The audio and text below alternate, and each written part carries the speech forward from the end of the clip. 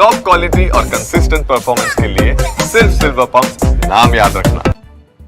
વિમાનની અંદર કેવી રીતે સિસ્ટમને પાયલટ કરતા હોય છે ઓપરેટ, એવિએશન એક્સપર્ટ પાસેથી આપણે માહિતી પ્રાપ્ત કરીશું. આપણે જાણીશું કે આખરે કેવી રીતે આ આખી પ્રક્રિયા થતી હોય છે અને જ્યારે આ પ્રમાણેની ઘટના બને, જ્યારે આ પ્રમાણે પ્લેન ક્રેશ થતું હોય ત્યારે પાયલોટની શું મનોસ્થિતિ હોય છે, વિમાનની અંદર કેવી રીતે સિસ્ટમ ને પાયલોટ ઓપરેટ કરતા હોય છે, એના વિશે જાણીએ. આપણી સાથે એવિએશન એક્સપર્ટ હિતેન પંચાલ જોડાયા છે લાઈવ. આપનું સ્વાગત છે સર. સૌથી પહેલાં તો આપની પાસેથી એ જાણવું છે કે જ્યારે આ પ્રમાણેની પરિસ્થિતિ સર્જાતી હોય છે ત્યારે કેવી રીતે ઓપરેટ કરવામાં આવતી હોય છે આખી સિસ્ટમ.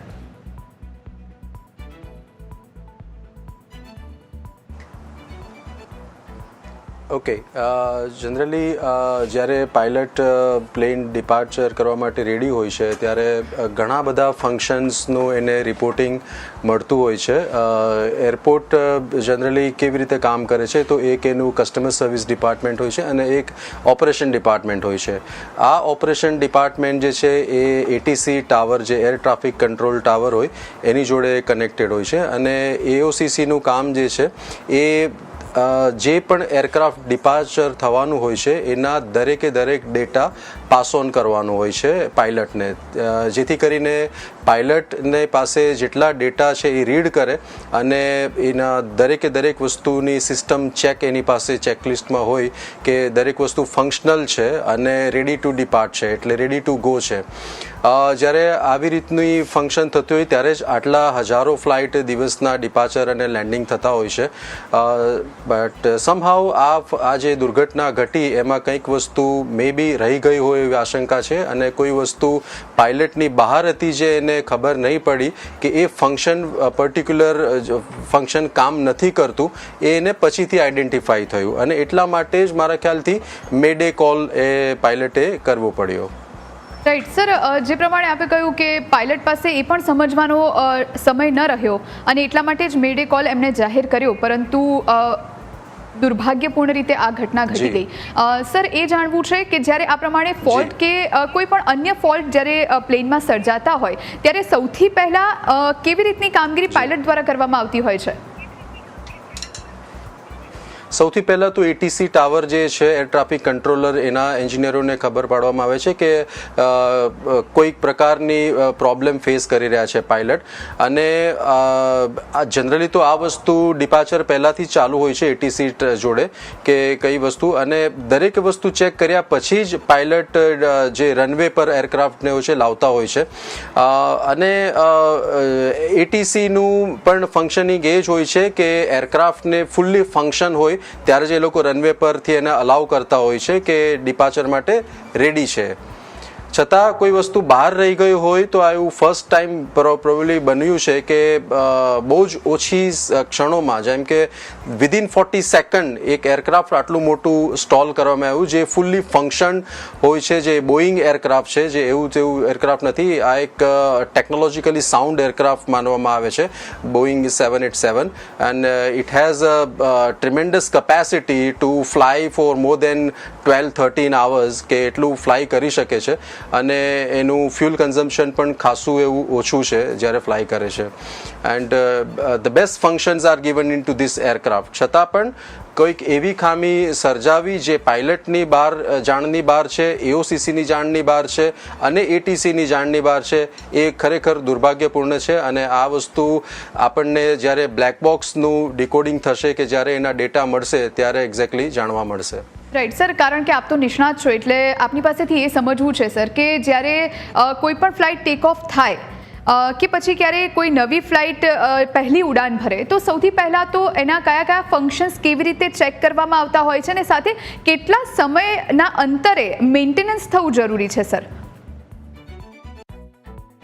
દરેક એરક્રાફ્ટ એએમસીમાં કવર્ડ હોય છે અને એ તો એન્જિનિયરિંગ ડિપાર્ટમેન્ટ જે છે દરેક એરલાઇનનું એ પોતે તો રૂટીન બેઝ પર દરેક ફ્લાઇટ ના એકચ્યુઅલ ઓપરેશન પહેલાં ચેક થતું જ હોય છે.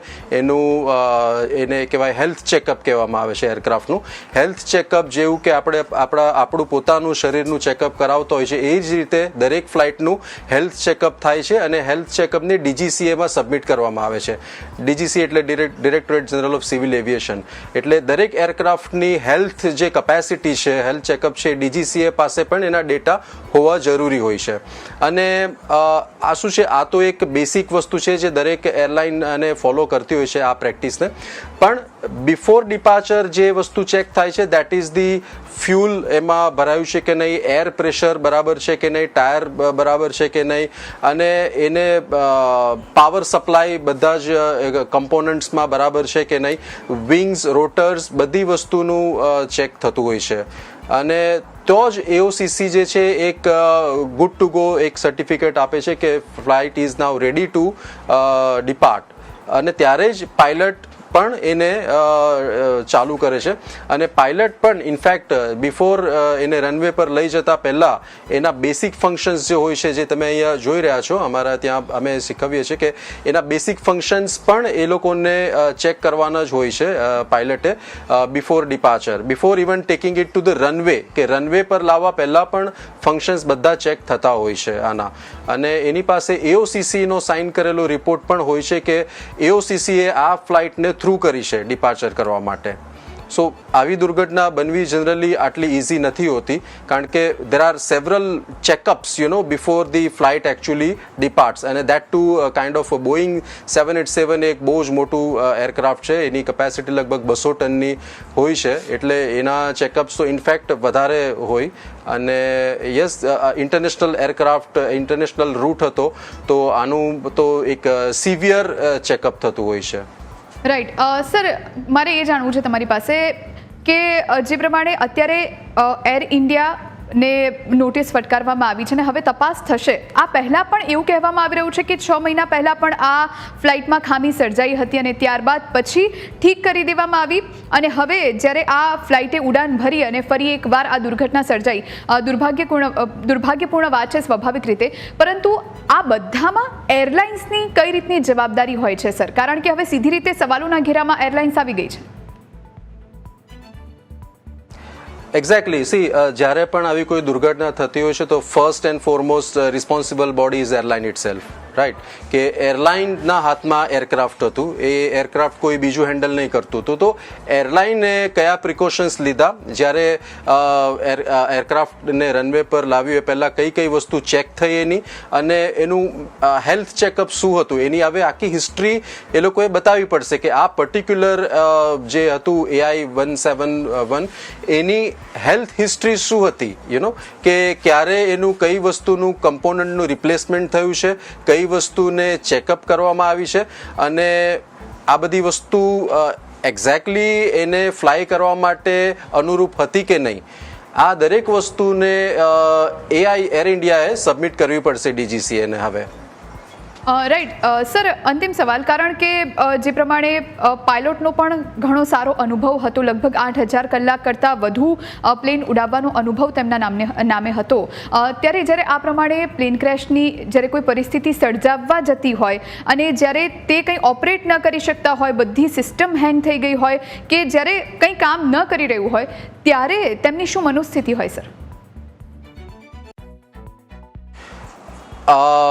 વેલ, આ એક બહુ જ ઇમ્પોર્ટન્ટ ક્વેશ્ચન છે કે પાયલટને આટલો બધો અનુભવ હોવા છતાં જ્યારે જે એના હાથમાં સિસ્ટમ આપવામાં આવી છે અને એ પોતે સિસ્ટમ માટે લાચાર થઈ જાય છે કે એ લોકો એને જે ધારણા પ્રમાણે એને ઓપરેટ નથી કરી શકતા. કાલે જ મેં એક ડિબેટ જોઈ, એમાં એવું પણ માનવામાં આવે છે કે પાયલટને એવું લાગ્યું કે એમરજન્સી લેન્ડિંગ જરૂરી છે, એટલા માટે એણે લેન્ડિંગ ગિયર નીચે જ રાખ્યું. આ એની ધારણા હતી કે ઇનકેસ જો એરક્રાફ્ટને સ્ટોલ કરવું પડે કાં તો સ્ટોલ થઈ રહ્યું છે એવું એને આભાસ થયો અને એના કારણે જ એણે લેન્ડિંગ ગિયર ઉપર નહીં લીધું. That food also have been one probability, but that is all અત્યારે કંઈ કહી શકાય એવું નથી. બટ યસ, પાયલટ ખૂબ જ લાચાર મારા ખ્યાલથી હતા કે સિસ્ટમ્સને જે પ્રમાણે એ લોકો ઓપરેટ કરવા માંગતા હતા, system were not able to give a response to that. અને ત્યારે એક માનસિકતા તો પાયલટની કોઈ એવી જોઈ શકે કે પોતાની જાનથી કરતાં પણ વધારે એને જેટલા પેસેન્જર સવાર હતા એ લોકોની જ મારા ખ્યાલથી ફિકર હોય છે.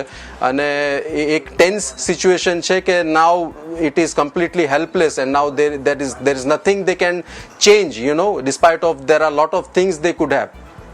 So it is a very sad moment for this kind of pilot જેને 8,000થી વધારે કલાકનો અનુભવ હતો કે એક હેલ્પલેસ પોતાની જાતને એક મે બી એમણે જોયા હશે કે એ કંઈ જ નથી કરી શકતા, because even then they have cut off the communication with ATC at the latter and.